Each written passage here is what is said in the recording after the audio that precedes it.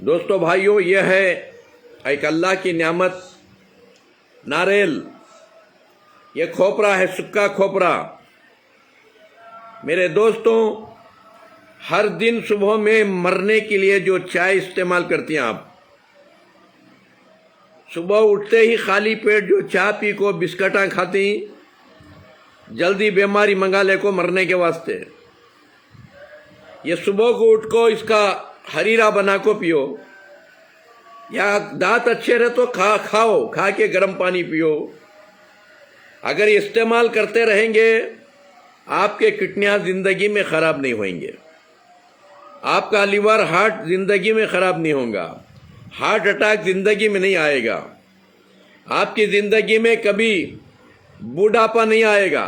खाली बाल सफेद रहेंगे मगर आखिर सांस तक जवानी बाकी रहेगी, आपकी खूबसूरती बाकी रहेगी। मेरे दोस्तों, इसका तेल आता है खोपरे का, हर दिन एक एक चमचा दूध में डाल के पियो। मेरे दोस्तों, ये कुदरती चीज़ है, इसमें कोई साइड इफेक्ट नहीं, ये तो खाने के लिए अल्लाह बनाया।